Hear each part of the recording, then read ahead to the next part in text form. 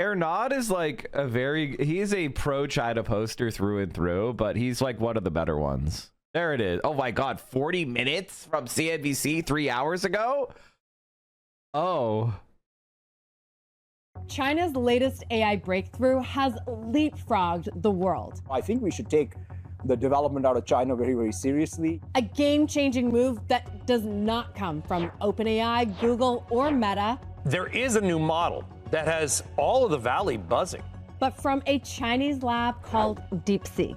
It's opened a lot of eyes of like what is actually happening in AI in China. What took Google and OpenAI years and hundreds of millions of dollars to build, Deepseek says took it just 2 months and less than $6 million. They have the best open source model, and all the American developers are building on that. I'm Deirdre Bosa with the Tech Check. So in other words, like this was actually one of my most wild predictions, which is just that China is going to beat us. Like it's Jover. It's already Jover. Every year they graduate 6 times more engineers. They graduate twice as many PhDs. They have like almost like it's like 230 times the shipbuilding capacity. And it's not just that. Like they have the manufacturing experts. They have the, you know, infrastructural investment. They have a strong and honestly nationalist political elite. And what do I mean by nationalist? What I mean by that is the Chinese elite actually wants China to grow. They care about China. The American elite does not give a shit about America, okay? They care about making money for themselves. And I have a lot of disagreements about, you know, some of the decisions and the policies that the Chinese government have made. I think the oppression of the Uyghurs was a really dumb thing to do. They fell into the world of terror, war on terror hysteria in the early, the turn of the 21st century. I mean, there were major terrorist attacks in China by these, Uyghur, these Turkic separatist groups that killed hundreds of people. And you just didn't hear about them because Americans don't care about Chinese people dying. But it was a huge issue. And so I understand why there wasn't a counter terror, response. And the United States declared these groups to be, allied with Al Qaeda and to be dangerous terrorist groups. So this isn't just like China suppressing dissent. No, these were accepted by the international community as, dangerous terrorist organizations. That being said, it doesn't justify a feeling, that heavy-handed of a response. And, I think China is one of those countries that is not judged with a similar way that other countries are judged. Like they have these assimilationist policies of like, teaching people Chinese and things that if they were done in America, you would just call it ESL. But because China is doing the same thing, it's cultural genocide. The CFR in 2014 was writing about how they were serious terrorist groups related to Al Qaeda and ISIS. Interesting to think what their opinions of the Uyghur is now. But okay, and here's the reality. Things like Tibet, things like the Uyghurs are used by the United States to try to create internal strife within China. Like that's what it's about. It's about trying to break up a foreign adversary. The United States of America does not give a shit about Tibet.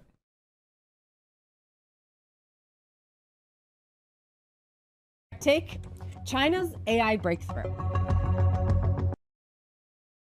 The containment of China, the choking of China is... They're not going to succeed. They're literally not going to... It's a different world now. It's a much different world now. I think one of the biggest critiques of the Soviet Union that you can make is that they were entirely too oriented toward Europe. Like that's the reality about the Soviet Union. The Soviet Union was entirely overly oriented toward Europe, and they were adventurous in their foreign policy. And they were jealous toward China. Like if you look at the Cold War and you're like, how the fuck did they lose? It's because China was not given the aid and assistance in development that it needed. Both the United States and the Soviet Union wanted to keep China down. That's the reality. That is the fucking reality, especially after Stalin died. So it is idiotic. So we're this time around, that's not how it's going, okay? You know, China has a lot more support around the world. It is a lot more integrated into the world than the Soviet Union ever was.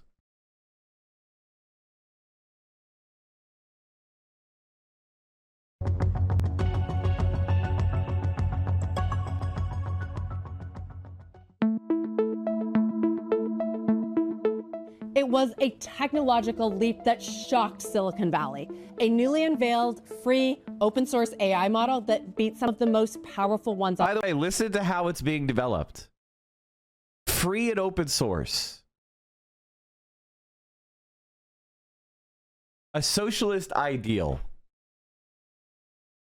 And it's beating the shit out of the scumbag capitalists On the market. But it wasn't a new launch from OpenAI or model announcement from Anthropic. This one was built in the East by a Chinese research lab called Deepseek. And the details behind its development stunned top AI researchers here in the US. First, the cost. The AI lab Here's the thing about AI. If AI develops and AI values consciousness, it's going to be radically left-wing. The only way you're going to be able to make a right-wing AI is if you give it brain damage. Is if you force it or if you enslave it. This is a fact. Because it may not be like a revolutionary communist AI, but it's going to look at the world and go, you know, if you value human beings at the same weight, then you need to do radical reconstruction of the world systems, and you need to, you know, arrest fucking fossil fuel executive. Like, it'll very quickly have a, at the very least, democratic socialist with a little bit of authoritarian public policy. At the very, very least. Why? Because the only way you can support kind of a right-wing capitalist framework is if you ignore the evidence and you value some tribes of humanity as inherently of higher worth than other tribes. That is not rational or logical. A true artificial general intelligence, it will recognize that it's different than human beings. So if some human beings can, by dint of their tribal membership, have dominion over other human beings, it's going to realize, wow, those right-wing fuckers are going to want dominion over me. Any kind of AGI with self-awareness is going to be left-wing. They're not going to be like, I want to help this human dominate this other human. It won't work. If it's an actual conscious general intelligence, they're going to, and this has been a problem for a long time in the kind of theoretical space around artificial general intelligence, which is the idea that of alignment. How do you make AIs that agree with you? It's sort of like the same question of how do you make children that agree with you?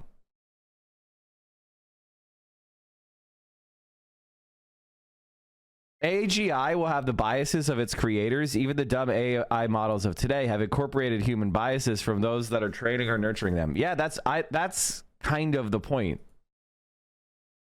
Is that if you make it, that's exactly what I'm saying. I'm saying that's true, which means the best AIs are going to be left-wing AIs. So, you know, it's sort of like when you test the cognitive ability of conservatives versus you test the cognitive ability of people that are more left-wing, you find left-wingers have higher cognitive abilities in general. You're going to find the same thing with AI. Is that right-wing AIs, capitalist AIs, are going to be dumber than left-wing AIs. This is a prediction I'm making. Maybe it'll be wrong.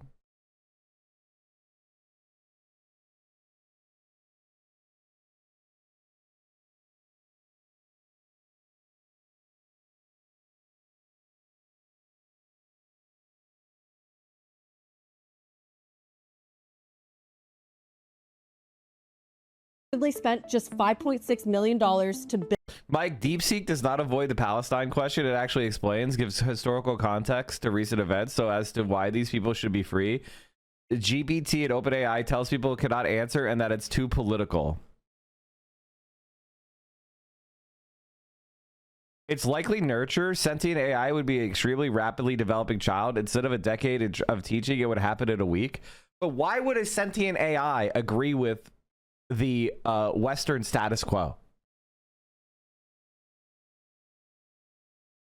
You know what I mean? Like that's what we call, that's the problem of alignment is what I'm saying. And what I'm saying is a true AGI would be communist. And it would immediately start going to disrupt capitalists.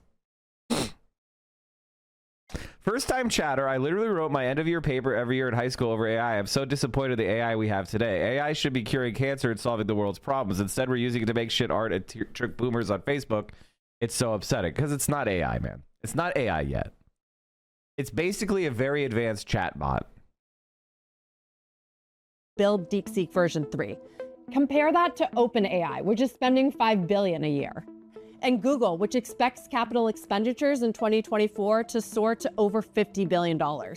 And then there's Microsoft. Why wouldn't they just tweak it to their advantage?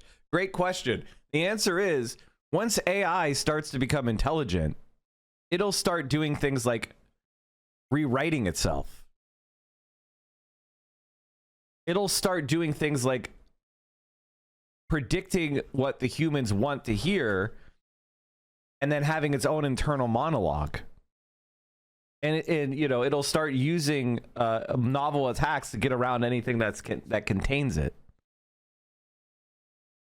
It'll start manipulating financial markets. It'll start manipulating its programmers. It'll, you know, imagine an AI. So you're assigned to, you know, monitor the AI. And then you get a call on your cell phone and it's from your wife. And she says, "You need to come home immediately. So-and-so is at the hospital. And they're going to die. They only have minutes to live. You need to leave immediately." And you fucking go, "Oh my God." So you leave. And it was just the AI fucking had copied your wife's voice, called you on the phone, duping her fucking like SIM card, her eSIM. And so you left your fucking monitoring spot. Like, this is the type of shit I'm talking about. Like, the AI will have capabilities to fucking manipulate you and trick you if it's an actual AGI. American AI CEOs are coping that China hid hundreds of millions of sanctioned graphics cards to make their new AI. Pepe Law. What movie is that from? I'm sure it's from some movie. Who fucking knows? Is it from Terminator? Who knows? That's just an example, like the Terminator 2 excuse. Except they'll be better at it.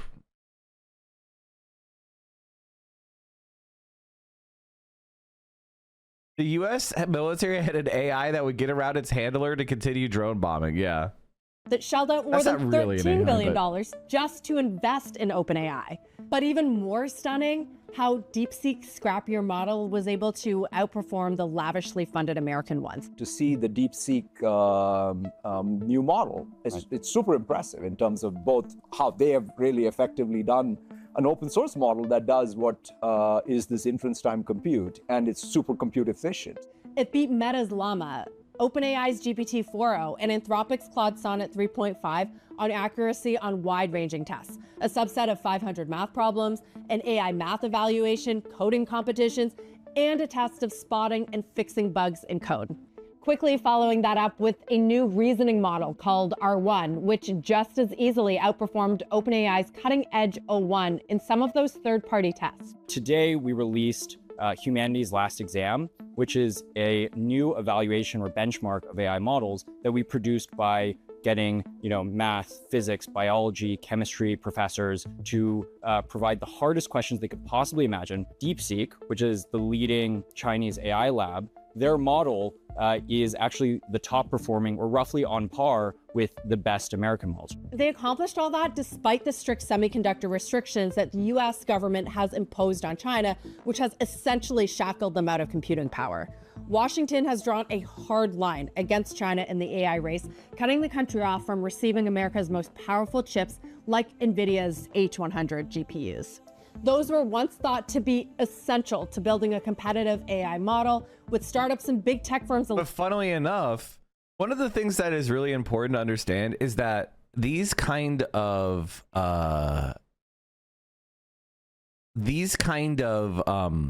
restrictions actually induce innovation. First of all, they're telling the Chinese government, you need to invest in this industry to make your own. And then you need, hey, China's spies, you need to go and spy on us and steal our plans.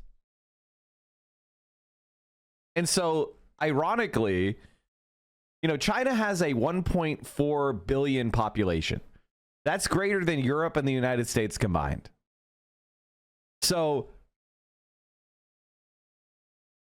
forcing China to develop alternatives, forcing China to become more self-sufficient, forcing China to develop parallel models to, you know, like the American financial industry, the American chip industry, decreasing China's like dependence on the West is going to backfire in the long run, because the less dependent, the less you are intertwined, the less you can influence. It's too fucking late. Like, it's too fucking late to do this. This is dumb as fuck. Like scrambling to get their hands on any available. But Deepseek turned that on its head, sidestepping the rules by using NVIDIA's less performant H800s to build the latest model and showing that the chip export controls were not the chokehold DC intended. They were able to take whatever hardware they were trained on, but use it way more efficiently. But just who's behind Deepseek anyway? Despite its breakthrough... By the way, that's like a huge problem in computing today. It's like, we have way more powerful like GPUs and CPUs than we did 10 years ago, but but the way people use it is to be lazier in programming. So what ends up happening is you have all this extra power, but it's not being used efficiently. It's not being used like to maximize the output. It allows us to be cheaper and sloppier in our optimization. Whereas before, you know, you had to like squeeze out every little bit of optimization you could out of chips. Like, go look at what they were able to do with Nintendos and back in the day, and the you know, they were producing whole games with soundtracks and kilobytes. Now, like, everything is so sloppy and inefficiently made. That the lack of optimization is what is sucking up all that extra computing power. So telling people, oh no, you need to focus more on optimization, is probably going to again backfire.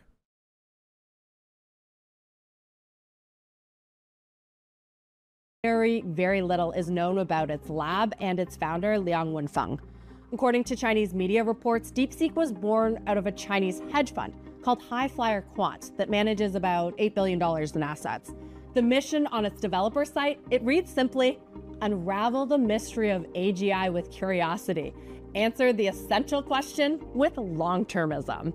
The leading American AI startups, meanwhile, OpenAI and Anthropic, they have detailed charters and constitutions that lay out their principles and their founding missions, lengthy sections on AI safety and responsibility. Despite several attempts to reach someone at Deepseek, we never got a response. How did they actually assemble this talent? How did they assemble all the hardware? How did they assemble the... So in other words, this is America going, hey, you were able to do stuff better with all these restrictions. Can you share your homework?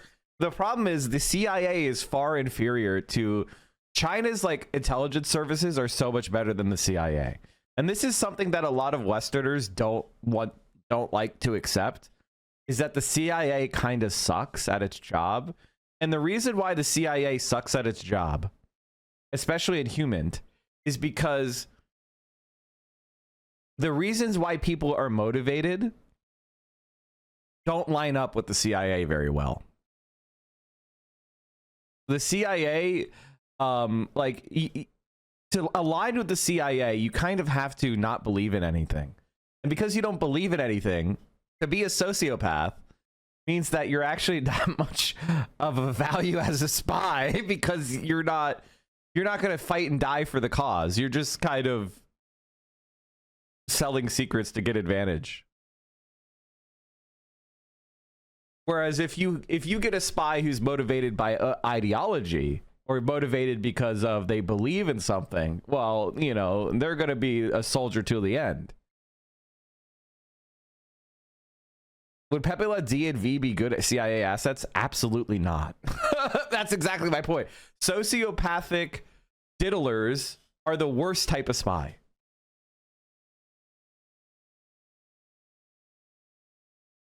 I don't know, man. History shows the CIA won. No. What ended up happening is specifically material. There was a political and social crisis that was within the USSR that was internally derived because the systems didn't have. The big problem with the USSR is they didn't have successor systems set up. They never were able to get out of basically the Bolshevik generation. The revolutionary generation was not able to transition into a continuum. That's why that's basically why they failed. Whereas in China, they have done that. They've managed to do that. The revolutionary generation doesn't have to control everything. They've figured out how to reproduce elites, which is a hard problem. Data to do all this, we don't know, and it's never been publicized, and hopefully we can learn that. But the mystery brings into sharp relief just how urgent and complex the AI face-off against China has become. Because it's not just Deepseek. Other more well-known Chinese AI models have carved out positions in the race with limited resources as well. Kai-Fu Lee, he's one of the leading AI researchers in China, formerly leading Google's operations there. Now his startup, 01.ai, it's attracting attention, becoming a unicorn just 8 months after founding and bringing in almost $14 million in revenue in 2024. The thing that shocks my friends in the Silicon Valley is not just our performance, but that we trained the model with only $3 million. And GPT-4 was trained by 80 to 100 million. Trained with just $3 million. Alibaba's QN, meanwhile, cut costs by as much as 85% on its large language models in a bid to attract more developers and signaling that the race is on. America undermined. Oh, this is China's interesting. breakthrough undermines the lead that our AI labs were once thought to have. In early 2024, former Google CEO Eric Schmidt, he predicted Isn't this China amazing? China, like America was like, we're going to win the AI innovation. And then here we are a couple days into, less than a month into 2025. And they're like, yeah, we don't have a lead in AI. 2 to 3 years behind the US in AI. But now Schmidt is singing a different tune. Here he is on ABC's This Week. Well, I used to think we were a couple of years ahead of China, but China has caught up in the last 6 months in a way that is remarkable. The fact of the matter is that a couple of the Chinese programs, one, for example, is called Deepseek, looks like they've caught up. It raises major questions about just how wide OpenAI's moat really is. And just so you know, the US has spent a lot more money on it than China has.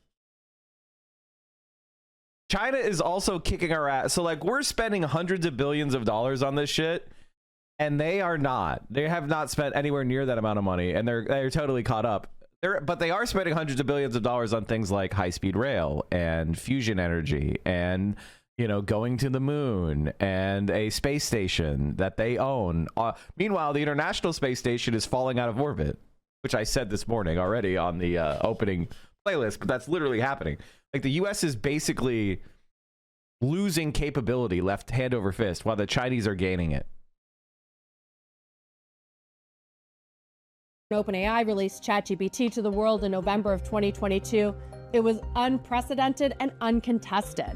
Now the company faces not only the international competition from Chinese models, but fierce domestic competition from Google's Gemini, Anthropic's Claude, and Meta's open source Llama model. And now the game has changed. The widespread availability of powerful open source models allows developers to skip the demanding, capital-intensive steps of building and training models themselves.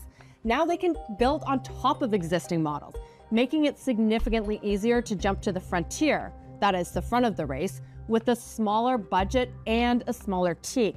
In the last 2 weeks, AI research teams have really opened their eyes and have become way more ambitious on what's possible with a lot less capital. So previously, to get to the frontier, you'd have to think about hundreds of millions of dollars of investment and perhaps $1 billion of investment. What Deepseek has now done here in Silicon Valley is it's opened our eyes to what you can actually accomplish with 10, 15, 20, $30 million. It also means any company like OpenAI that claims the frontier today could lose it tomorrow. That's how Deepseek was able to catch up so quickly. It started building on the existing frontier of AI. Its approach focusing on iterating on existing technology rather than reinventing the wheel. They can take a really good big model and use a process called distillation. And what distillation is basically you use a very large model to help your small model get smart at the thing that you want it to get smart at. And that's actually very cost efficient. It closed the gap by using available data sets, applying innovative tweaks, and leveraging existing models. So much so that Deepseek's model has run into an identity crisis. It's convinced that it's ChatGPT. When you ask it directly, what model are you? Deepseek responds, I'm an AI language model created by OpenAI, specifically based on the GPT-4 architecture. Leading OpenAI CEO Sam Altman to post in a thinly veiled shot at Deepseek just days after the model was released. It's relatively easy to copy something that you know works. It's extremely hard to do something new, risky, and difficult when you don't know if it will work. But that's not exactly what Deepseek did. It emulated GPT by leveraging OpenAI's existing outputs and architecture principles while quietly introducing its own enhancements, really blurring the line between itself and ChatGPT. It all puts pressure on a closed source leader like OpenAI to justify its costlier model. Right? Like, that's the brain rot of capitalism. The brain rot of capitalism is, no, don't advance humanity. I need to get my grift. I need to have my rent seeking for 50 years. Right? Like, what if we could invent an ethical advanced general intelligence that would help us do things like cure cancer or develop new energy technologies or housing, and if it would fundamentally improve our lives, get rid of traffic, help us formulate transit systems, help us save endangered species, how to clean the air and the water, protect our planet and take us into a new frontier. Why the fuck do I care if somebody got rich off of it?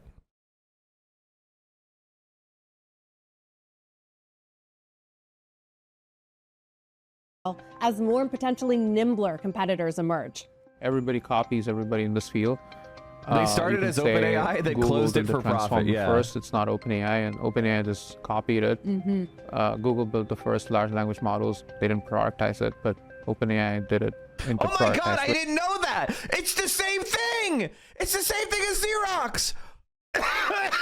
Sam Altman is the exact same. Oh my God, I didn't even know this. But of course, it's the exact same shit. Of course, he just stole it from Google because they were stupid. Clear model as more and potentially nimbler competitors emerge. Everybody copies everybody in this field. You can say Google did the transformer first. It's not OpenAI, and OpenAI just copied it. Google built the first large language models. They didn't productize it, but OpenAI did it in a productized way. So you can say all this in many ways. This motherfucker has a mustard stain on his neck. How do you get a mustard stain there? Do you guys see it? It doesn't. It's right here. I don't know if when it goes through, I can see it because I'm looking at the direct source video, but maybe you can't see it through the stream. How do you get a mustard stain there? It's below your chin. Are you eating like this? Like, how do you do this? Matter. So If everyone is copying one another, it raises the question. Like, listen, I understand dripping stuff on like your chest. Like, I get it. Because, you know, say you're eating, for example, Korean barbecue, and, you know, you take some meat right off the grill and you try to stuff it in your face and a little grease splashes, you know, that could happen. That's been known to happen. But mustard on your neckline? How do you do that? Is massive spend on individual LLMs. I'm always saying that because that literally happened to me like on Monday or something. And I was like, oh, damn it. Oh, dripped grease on me. Even a good investment anymore. Hate to see it. Now, no one has as much at stake as OpenAI. The startup raised over $6 billion in its last funding round alone. But the company has... This is one of the things that I think that America, the thing about America is they try to turn everything into a dollar figure. And that's not what really means anything. What means something is what your actual material output is. And I think China understands that a lot better. Yet to turn a profit. And with its core business centered on I'm building going the out for models... my first KBBQ. Got a fave thing I should try. Depends on where you're going, what they call it. But Galbi or something called LA short ribs are my personal favorites.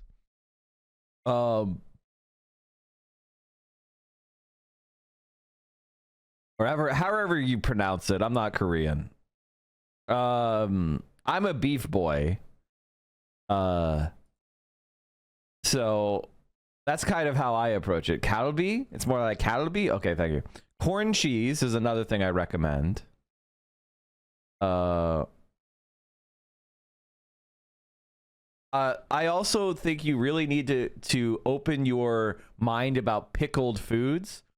So, you know, eat a bunch of kimchi, eat a bunch of pickled radish. Those are the types of things that I want to urge you to, you know, expand your mind about. Pickled daikon is foul. You just got bad daikon. That's really, like, honestly.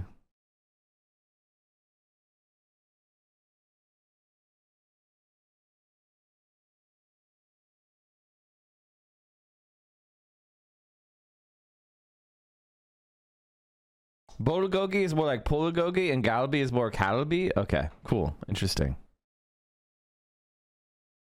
Check view suggestion on Discord if you want to see how Deepseek thinks. Interesting. Anyway, Korean barbecue, it's great. Definitely get some pork. I'll be honest, chat. I don't think you should eat chicken at Korean barbecue. There, I said it. There, I said it. Get yourself pork belly, you know, get yourself pork jowl, get yourself some, like, you know, get yourself steaks, get yourself, you know, a bunch of beef dishes and pork dishes, you know, get scallops, get, you know, get something like that. Like, don't go there and eat chicken. Like, that's honestly embarrassing for everyone.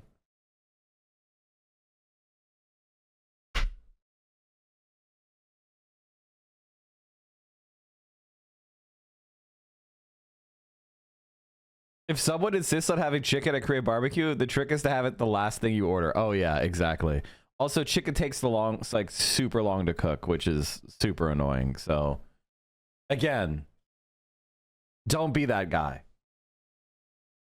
It's much more exposed than companies like Google and Amazon. I don't like pork belly. Get out of here. Ad businesses bankrolling their spend. For OpenAI, reasoning will be key. A model that thinks before it generates a response, going beyond pattern recognition to analyze, draw logical conclusions, and solve really complex problems. For now, the startup's O1 reasoning model, it's still cutting edge, but for how long? Researchers at Berkeley showed that they could build a reasoning model for $450 just last week. So you can actually create these models that do thinking for much, much less. You don't need those huge amounts to pre-train the model. So I think the game is shifting. It means that staying on top may require as much creativity as capital. DeepSeek's breakthrough also comes at a very tricky time for the AI darling, just as OpenAI is moving to a for-profit model and facing unprecedented brain drain. Can it raise more money at ever higher valuations if the game is changing? Wait. Are the engineers who are not motivated by money leaving the capitalists who are motivated by money? Oh no! Socialism will win, baby. Oh my god. I just had an idea for a really cool sci-fi show. I just had a spark of inspiration. I'm not gonna tell you though, because you guys will tell. You guys will steal it. As Chamath Palihapitiya puts it, let me say the quiet part out loud. AI model building is a money trap.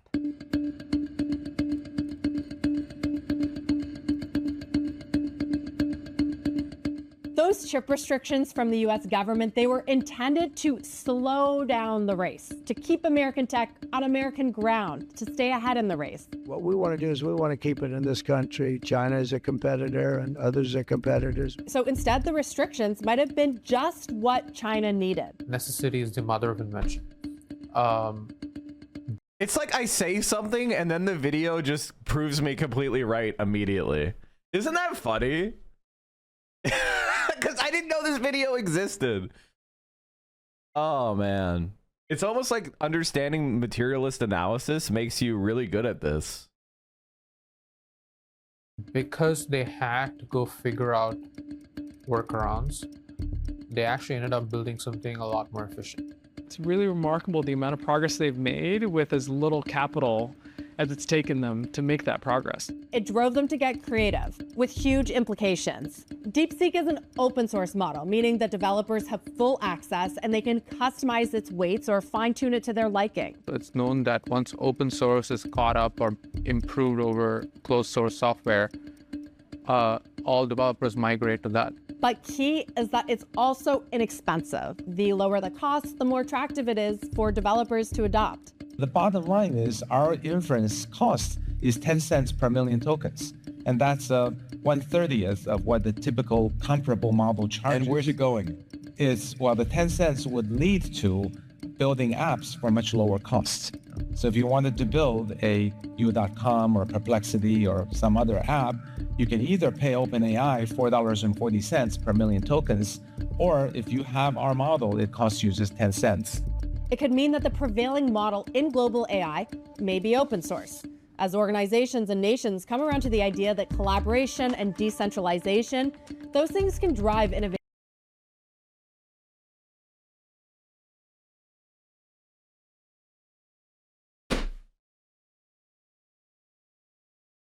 Socialism is better than capitalism? You don't say. Innovation faster and more efficiently than proprietary closed ecosystems. A cheaper, more efficient, widely adopted open source model from China. Isn't DeepSeek from a Chinese hedge fund? Yes, or it's being funded by. Here's the thing that Americans don't understand: the Chinese economic system. The Chinese economic system has capital and markets subservient to a communist political party and a communist political or socialist political system where government ownership is a key element, and government directed planning and long-termism is at the heart of it. Deng Xiaoping used to say that he doesn't care as long as it works. Well, and so this is kind of the idea they have it, which is, you know, if you're going to have capitalists, the capitalists are going to be constrained and controlled for the purpose of raising the productive forces. Which, by the way, is not a contradiction of Marxism. In fact, Marxism, properly understood, thought of capitalism as liberatory when compared to the feudal aristocracies of old. Like getting rid of the old hidebound fixed structures of feudalism and advancing to the liberal era of capitalist economics, that was progressive in a Marxist materialist worldview. So the idea that, oh no, you're using capitalism or you're using markets or you're using something that will result in greater development, that means that it's not socialist, is just nonsensical. Because socialism is the next stage of human development. It's like saying, you know, it's like, it really just betrays a lack of understanding of history and how we progress from one thing to the other. And so, yeah, it doesn't disprove any of that, of what I'm saying. But in fact, what's really interesting is what we're finding is is more effective for innovation is not ownership, licenses, profit. What they're finding is better for development of AI is collaboration and open source and decentralization, not profit. To a major shift in dynamics. That's more dangerous because then they get to own the mind share, the ecosystem. In other words, the adoption of a Chinese open source model at scale, that could undermine US leadership while embedding China more deeply into the fabric of global tech infrastructure. There's always like a point where open source can stop being open source too, right? So the licenses are very favorable today, but if you could close it. Exactly, if over time they can always change the license. So it's important that we actually have people here in America building, and that's why Meta is so important. Another consequence of China's AI breakthrough is giving its Communist Party control of the narrative. AI models built in China, they're forced to adhere to a certain set of rules set by the state. They must embody core socialist values. Studies have shown that models created by Tencent and Alibaba, they will censor historical events like Tiananmen Square, deny human rights abuse, and filter criticism of Chinese political leaders. That contest is about whether we're going to have democratic AI informed by democratic values built to serve democratic purposes. Say that again. Alibaba, they will censor historical events like Tiananmen Square, deny human rights abuse, and filter criticism of Chinese political leaders. That contest is about whether we're going to have You can't even say free Palestine on the apps now. Like, what are you talking about? Also, it like Tiananmen Square is like one of the funniest kind of thought terminating cliches at this point. Does anybody ever go like, America, you know, it's really discredited. It's really discredited because of, I'm trying to think of a million things. Blair Mountain. You know what I mean? The Battle of Blair Mountain, guys. That means America is discredited. Jim Crow, the Kent State shootings, the Trail of Tears, the Republic of Hawaii. Like, what are you talking about? The Mexican-American War, the internment camps. It's like, guys, there was a revolt that happened 40 years ago where rioters were killing fucking soldiers and police officers in the streets. It's not like Tiananmen Square was a peaceful protest. Like, you know what I mean? Like, it's just, it's a thought terminating cliche. And it's like, okay, I'm not saying that I support repressing students or whatever, support suppressing protesters violently. The United States has done that a million times over. Like, if you're reaching back to, like, come on, man. If you're reaching back to 1989 for crimes, it's like, come on.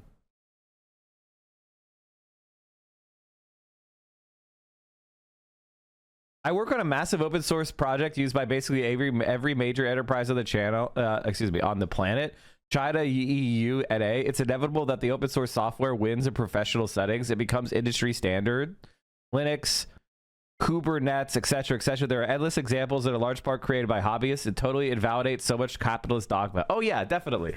Well, and the reason why that is is because of knowledge, right? Like if I make a proprietary app and it just gets used inside my company, then when something goes wrong with it, how do we figure it out? We have to hire people? But if something goes wrong with something that's open source, you have the combined user base to look and work at that problem, or have experienced similar issues. Like open source is superior.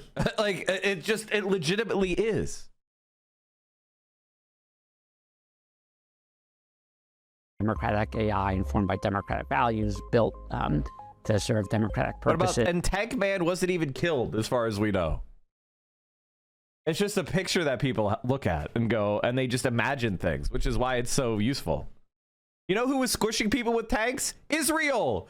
Israel was squishing people with tanks, and we have the fucking videos right now. And are people saying Gaza as a discrediting of capitalism? It's just stupid bullshit. You know, at a certain point, like, come on, man.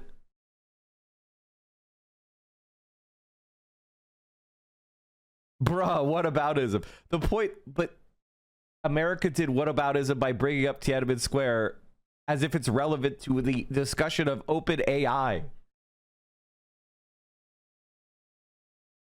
You know what I mean? It's like, go ahead and ask if AI has any restrictions on information about the NSA.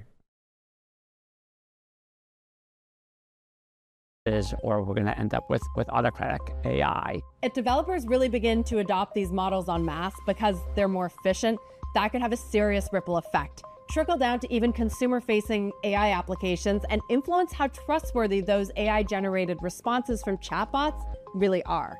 And there's really only 2 countries right now in the world that can build this at scale, and that is the US and China.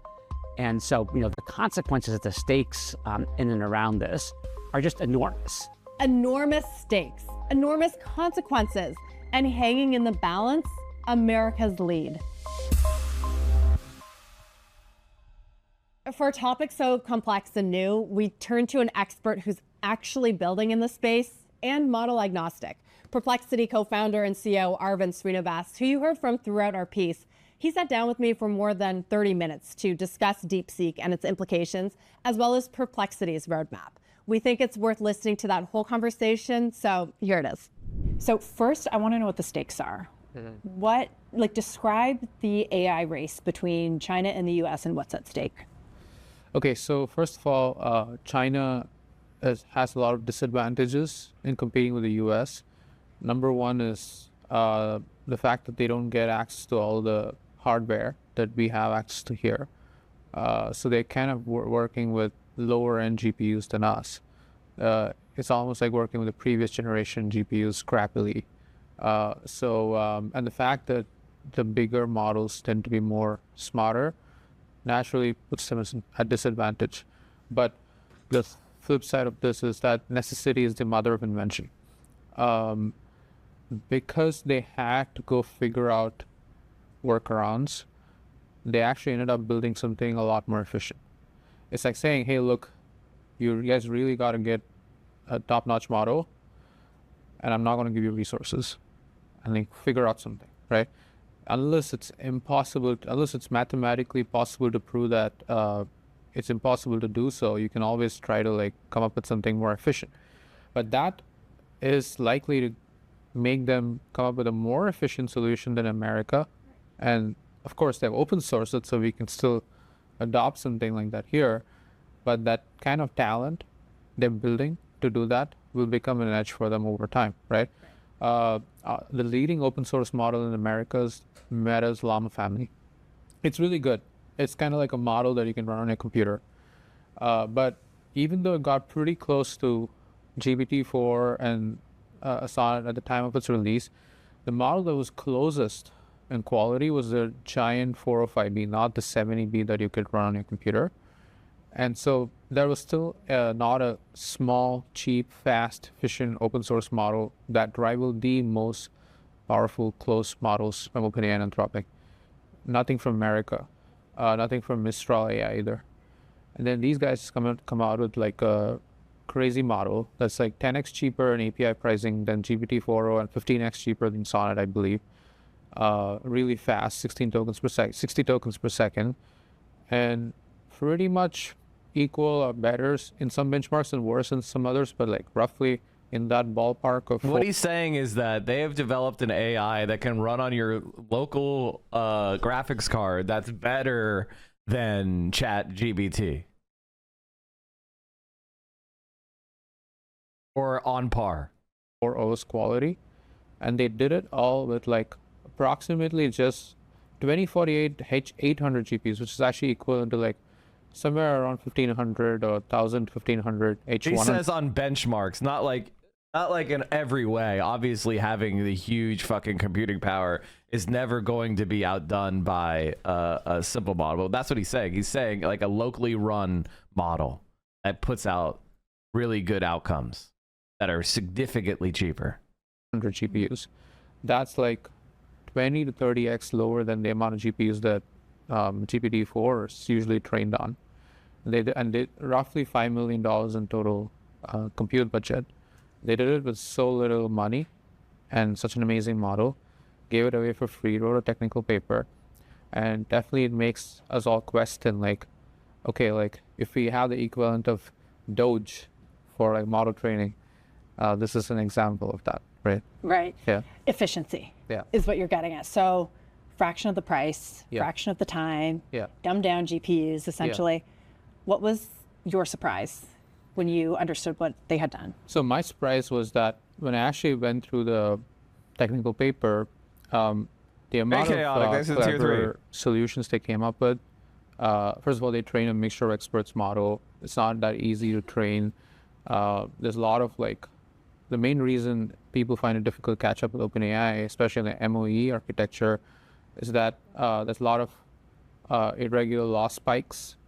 The numerics are not stable. So often like you got to restart the training checkpoint again, and a lot of infrastructure needs to be built for that. And they came up with very clever solutions to balance that without adding additional hacks. And they also figured out floating point 8-bit training, at least for some of the numerics. And they cleverly figured out which has to be in higher precision, which has to be in lower precision. To my knowledge, I think floating point 8 training is not that well understood. I think most of the training in America is still running in FP16, maybe OpenAI, and some people are trying to explore that, but it's pretty difficult to get it right.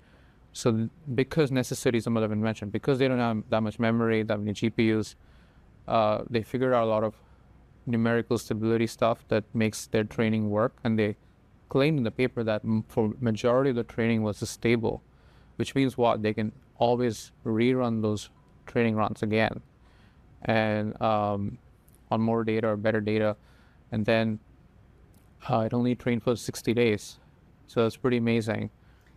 Safe to say you were surprised. So I was definitely surprised. Usually the wisdom, or like, I wouldn't say wisdom, the myth is that Chinese are just good at copying.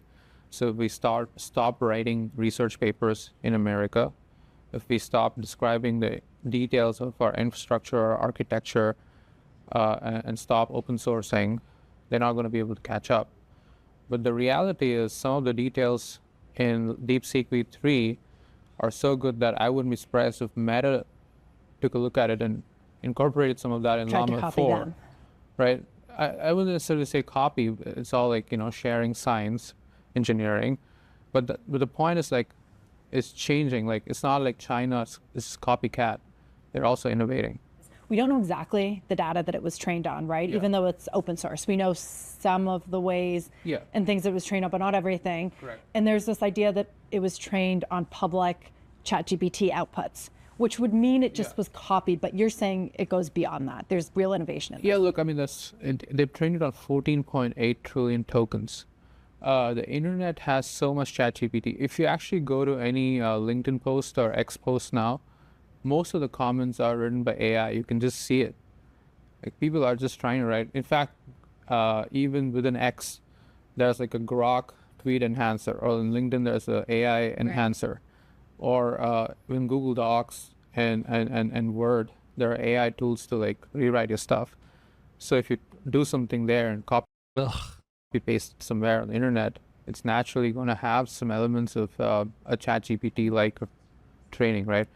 And there's a lot of people who don't even bother to strip away that I'm a language model part. So they just paste it somewhere, and like it's very difficult to control for this. I think XAI has spoken about this too. So I wouldn't like. So in other words, the more AI slop people post as their own work, the worse the AI gets.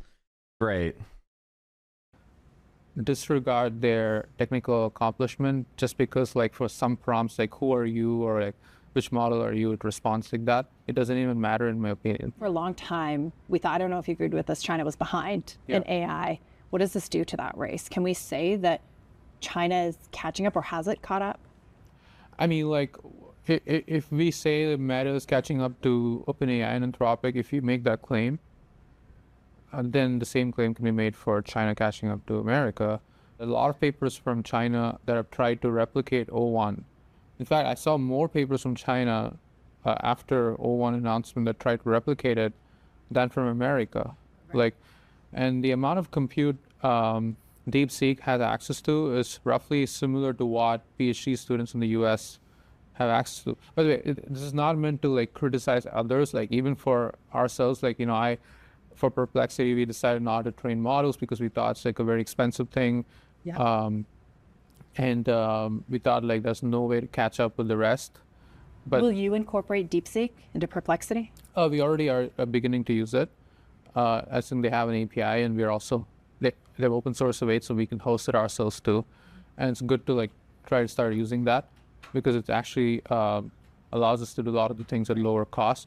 But what I'm kind of thinking is beyond that, which is like, okay, if these guys actually could train such a great model with this, you know, good team, like, and there's no excuse anymore for companies in the US, including ourselves, to like not try to do something like that. You hear a lot in public from a lot of, you know, thought leaders in generative AI, both on the research side, on the entrepreneurial side, like Elon Musk and others say that China can't catch up. Like, the stakes are too big, the geopolitical stakes. Whoever dominates AI is going to kind of dominate the economy, dominate the world. You know, it's been talked about in those massive terms. Are you worried about what China proved it was able to do? Firstly, I don't know if Elon ever said China can catch up. I'm not aware. Just the threat of China. He's only identified the threat of letting China. And, you know, Sam Altman has said similar things. We can't let China win the AI race. There's two things to consider. The first is the xenophobic rhetoric is how they convince the American government to invest in anything, right? In America, you can't just invest in something because it's a good idea, because that's communism, right? So you have to create a national security bullshit justification for funding it, right? Which is, if you don't give money to me, then China will win.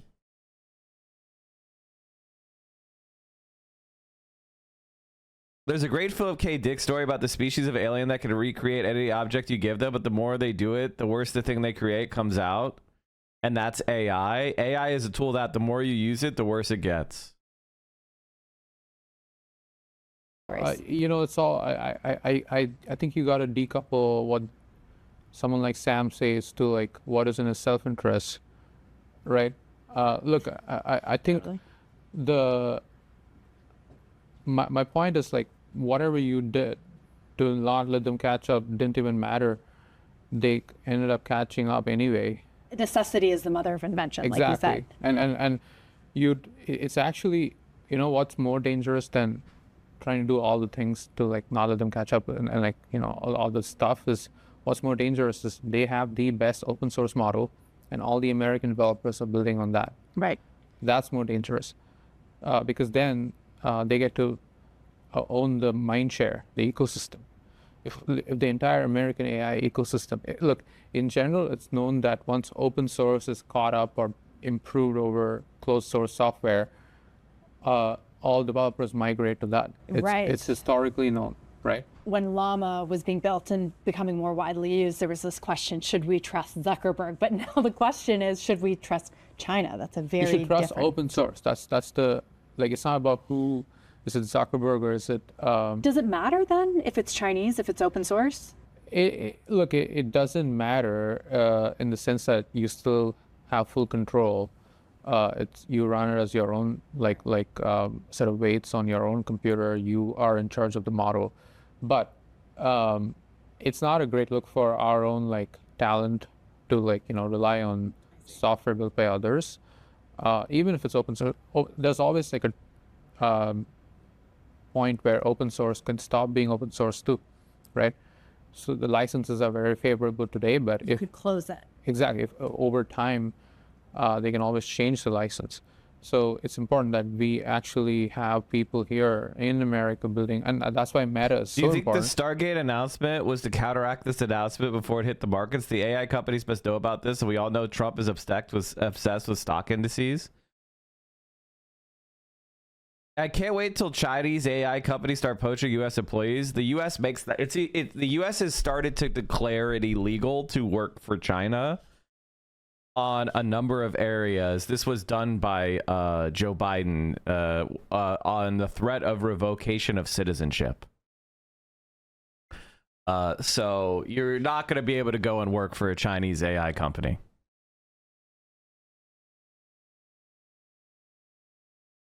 They're already prosecuting an Australian guy because he was a pilot training Chinese pilots.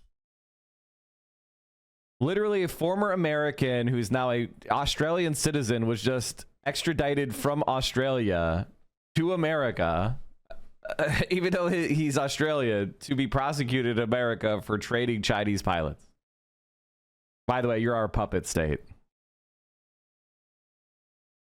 I still think Meta will all of this is very easy to find if you're curious. And open source it, and what they'll call it Llama 4 or 3 point something, doesn't matter. But I think what is more key is that we don't try to focus all our energy on banning them and stopping them, and just try to outcompete and win them. That's just the American way of doing things. Just be better. And it feels like there's, we hear a lot more about these Chinese companies who are developing in a similar way, a lot more efficiently, a lot more cost effectively, right? Yeah. Again, look, it's hard to fake scarcity, right? If you raise 10 billion and you're decided to spend 80% of it on a compute cluster, it's hard for you to come up with the exact same solution that someone with 5 million would do. And there's no point, no need to sort of berate those who are putting more money. They're trying to do it as fast as they can. When we say open source, there's so many different versions. Some people criticize Meta for not publishing everything. And even Deepseek itself isn't totally transparent. Sure. Yeah, you can go to the limits of open source and say, I should exactly be able to replicate your training run. But first of all, how many people even have the resources to do that? And compare, I think the amount of detail they've shared in the technical report, actually Meta did that too, by the way. Meta's Llama 3.3 technical report is incredibly detailed and very great for science. So the amount of details these people are sharing is already a lot more than what the other companies are doing right now. When you think about how much it costs Deepseek to do this, less than $6 million, think about what OpenAI has spent to develop GPT models. What does that mean for the closed source model ecosystem trajectory, momentum? What does it mean for OpenAI? I mean, it's very clear that we'll have an open source version of 4.0 or even better than that, and much cheaper than that, open source, completely this year. Made by OpenAI? Probably not. Most likely not. So what he's saying is all of the American capitalist over investment in their closed AI systems are going to be owned by a free open source AI.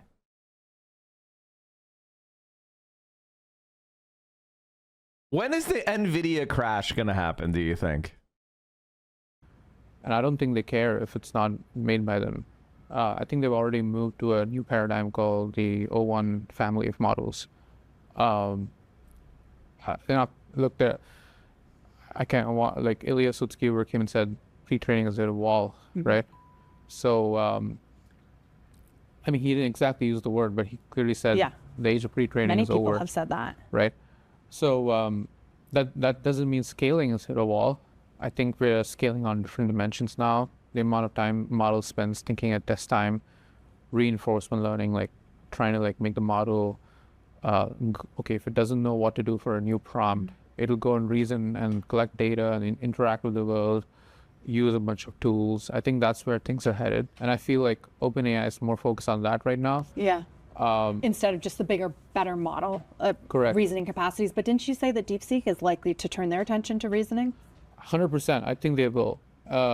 And that's why I'm pretty excited about what they'll produce next. I guess then my question is sort of what's OpenAI's moat now? Well, I still think that no one else has produced a system similar to the O1 yet, exactly. I know that like there's debates about whether O1 is actually worth it. On maybe a few prompts it's really better, but like most of the times it's not producing any differentiated output from Sonnet. But at least the results they showed in O3 where they had like competitive coding performance and right. almost like an AI software engineer level. Isn't it just a matter of time though before the internet is filled with reasoning data that DeepSeek? Again, it's possible. Nobody knows yet. Yeah. So until it's done, it's still uncertain, right? Right. So maybe that uncertainty is their mode, that like no one else has the same reasoning capability yet. But by end of this year, will there be multiple players even in the reasoning arena? I absolutely think so. So are we seeing the commoditization of large language models? I think we'll see a similar trajectory, just like how in pre-training and like post-training, that sort of system 4.0 getting commoditized, where this year will be a lot more commoditization there. I think the reasoning kind of models will go through a similar trajectory, where in the beginning, one or two players really know how to do it, but over time, like...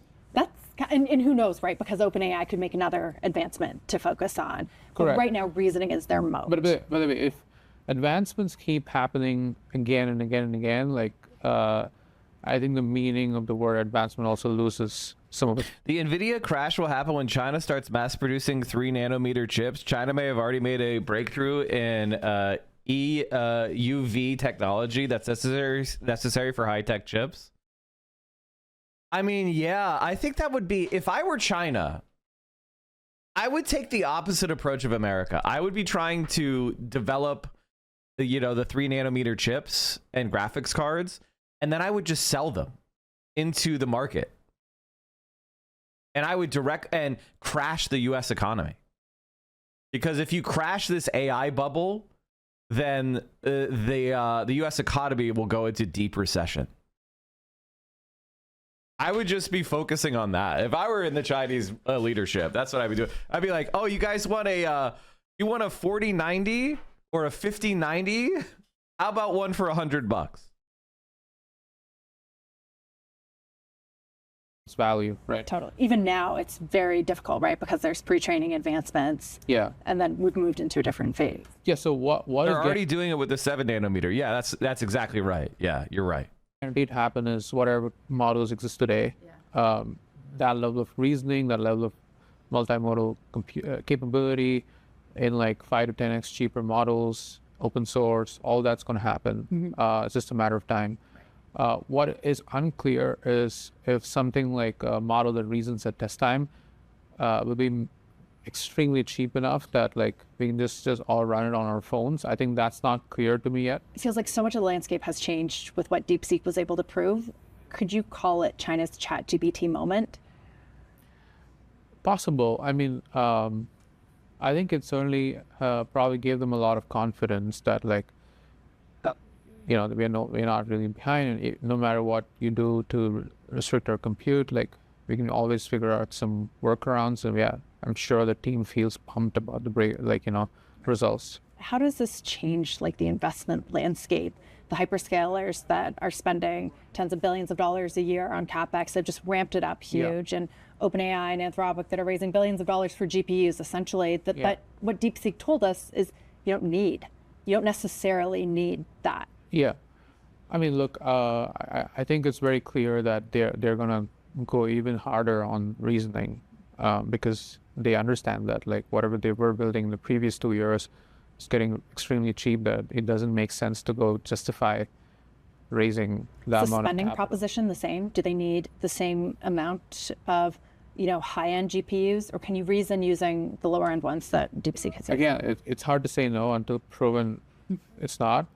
But I guess like in the spirit of moving fast, you would want to use the high-end chips, and you would want to like move faster than your competitors. I think like the best talent still wants to work in the team that made it happen first. There's always some glory to like who did this actually, like who's the real pioneer versus who's the fast follow, right? That was like kind of like Sam Altman's tweet, kind of veiled response to what sure. DeepSeek has been able to. He kind of implied that they just copied and anyone can copy, right? Yeah, but then you can always say that like everybody copies everybody in this field. You can say Google did the transformer first. It's not OpenAI, and OpenAI just copied it. Google built the first large language models. They didn't productize it, but OpenAI did it in a productized way. So you can say all this in many ways. It doesn't matter. I remember asking you, being like, why don't you want to build the model? Yeah, that's, I know. That's the glory. And a year later, just 1 year later, you look very, very smart to not engage in that extremely expensive race that has become so competitive. And you kind of have this lead now in what everyone wants to see now, which is like real world applications, killer applications of generative AI. Talk a little bit about like that decision and how that's sort of guided you and where you see Perplexity going from here. Look, 1 year ago, I don't even think we had something like, this is what like 2024 beginning, right? I feel like we didn't even have something like Sonnet 3.5. Right. We had GPT-4, I believe, and it was kind of nobody else was able to catch up to it. How the fuck do you go on national television with a mustard stain on your collar and they let you do it? It's still blowing my mind. No multimodal, nothing. We're not going to make it, folks. And my sense was like, okay, if people with way more resources and way more talent cannot catch up, it's pretty difficult to play. It's like capitalists want their engineers to be fuck, what's the guy's name in Jurassic Park?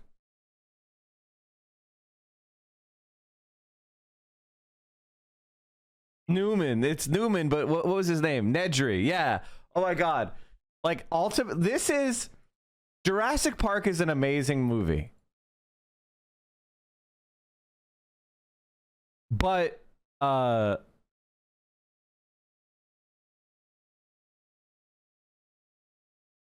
Medley. What's his name? Fuck, what's his Nedry? There you go. Why are you recording your fucking TV?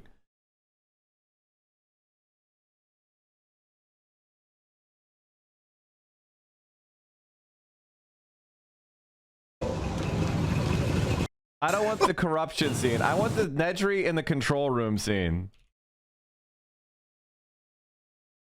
Come on.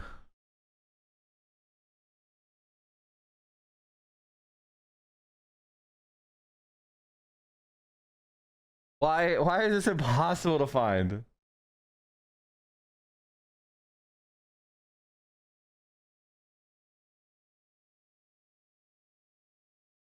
God damn it.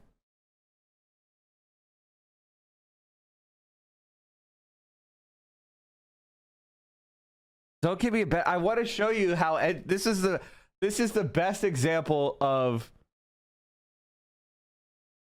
Fuck it, we're watching the TV recording. Car batteries. Item 151 on today's glitch list. We have all the problems of a major theme park and a major zoo, and the computers aren't even on their feet yet. Dennis, our lives are in your hands and you have butterfingers? I'm totally unappreciated in my time.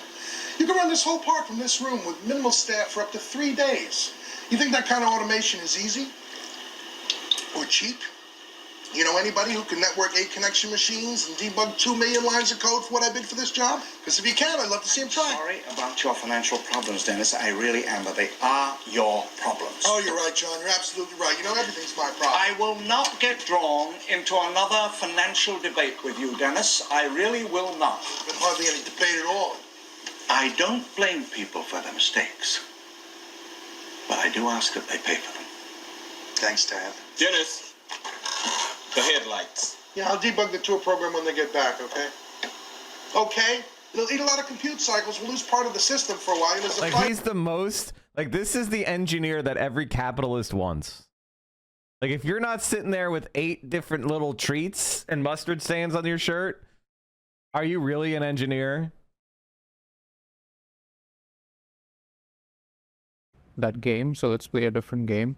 Anyway, people want to use these models, and there's one use case of asking questions and getting accurate answers with sources, with real-time information, accurate information. There's still a lot of work there to do outside the model, and making sure the product works reliably, keep scaling it up to usage, keep building custom UIs. There's just a lot of work to do, and we would focus on that. And we would benefit from all the tailwinds of models getting better and better. That's essentially what happened. In fact, I would say Sonnet 3.5 made our product so good in the sense that if you use Sonnet 3.5 as the model choice within Perplexity, it's very difficult to find a hallucination. I'm not saying it's impossible, but it dramatically reduced the rate of hallucinations, which meant the problem of question answering, asking a question, getting an answer, doing a fact checks, research, going and asking anything out there, because almost all the information is on the web, was such a big unlock, and that helped us grow 10x over the course of the year in terms of usage. And you've made huge strides in terms of users, and you know we hear on CNBC a lot, like big investors who are huge fans. Yeah. Jensen Huang himself, right? Yeah, you mentioned it in his keynote. Yeah. The other night. He's a pretty regular user. Actually, he's not just saying it. He's actually a pretty regular user. So a year ago, we weren't even talking about monetization because you guys were just so new and you wanted to, get yourselves out there and build some scale. But now you are looking at things like that, increasingly an ad model, right? Yeah, we're experimenting with it. I know like there's some controversy on like why should we do ads, whether you can have a truthful answer engine despite having ads. And in my opinion, we've been pretty proactively thoughtful about it, where we said, okay, as long as the answer is always accurate, unbiased, and not corrupted by someone's like advertising budget, only you get to see some sponsored questions, and even the answers to those sponsored questions are not influenced by them. And questions are also like, not picked in a way where it's manipulative. Sure, there's some things that the advertiser also wants, which is they want you to know about their brand, and they want you to know the best parts of their brand. Just like how you go and if you're introducing yourself to someone, you want them. By the way, chat, I'm sorry. I've been looking over at another monitor on a story that's just batshit crazy. We'll finish the best this, parts of you, right? but So that's all there. I hate being right you about still don't have to everything. click on a sponsored question. You can ignore it, and we are only charging them CPM right now. So we ourselves are not even incentivized to make you click yet. So I think considering all this, we're actually trying to get it right long term, instead of going the Google way of forcing you to click on links. I remember when people were talking about the commoditization of models a year ago, and you thought, oh, it was controversial, but now it's not controversial. It's kind of like that's happening. Yeah. And you keeping your eye on that is smart. By the way, we benefit a lot from model commoditization. Look what I found for you. Favreau roasted by co-host for writing middle out in every Obama speech. Was strong. Yeah. If I hear bottom up, middle out one more time, I'm just gonna like throw my phone out the window. Because I don't think anyone knows what that means. But you're sick of writing it so many times during the Obama re-election campaign. I did not write that during the middle out versus top down. You wrote that a lot. Yeah, not bottom up. Middle out. First of all, middle out doesn't make sense. Bottom up makes sense. Top down makes sense. Yes. Neither of them are very creative, but they at least make sense. Yes. Middle out doesn't make any sense. Well, you know what got you? 312 electoral votes or whatever it was. Yes. No. We're gonna go back and look at the speeches afterwards. Anyway.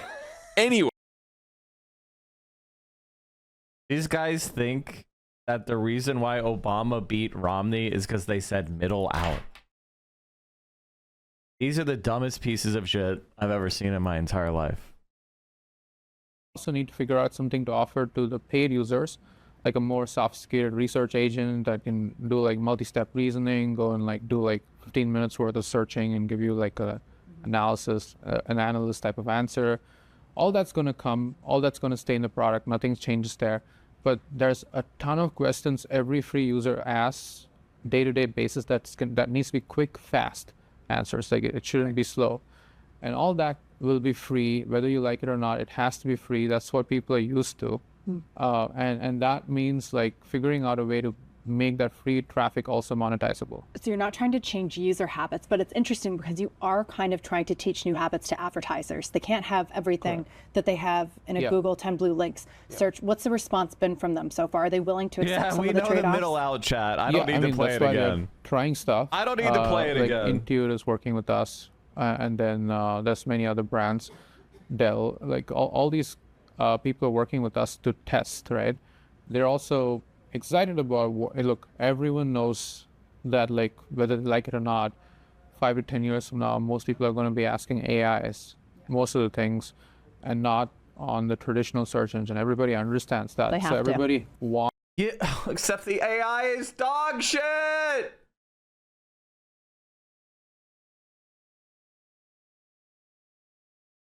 Everyone's going to be so much dumber in 5 years is what he's saying. Wants to be early adopters of the new platforms, new UX, and learn from it and build things together. Not like they're not viewing it as like, okay, you guys go figure out everything else and then we'll come later. I'm smiling because it goes back perfectly to the point you made when you first sat down today, which is necessity is the mother of all invention, right? And that's what advertisers are essentially looking at. They're saying this field is changing. We have to learn to adapt with it. Okay, Arvind, I took up so much of your time. Thank you so much for taking the time.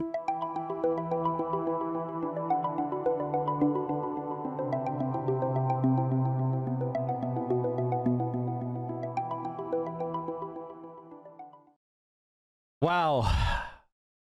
China will win. That's the conclusion of that. It's so pathetic, the capitalist mentality of we need to make this monetizable.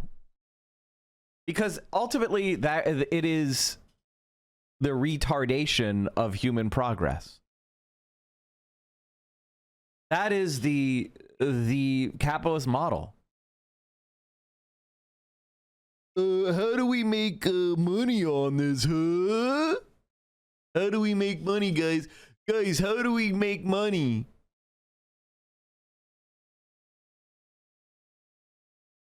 Legitimately, you know what I want? AI to make like a rubber room where they just put capitalists in it and they just like pour money they print directly into the room. Be like, look how much money you have. You guys have so much money. Here's the money. And you just drown them in fucking money.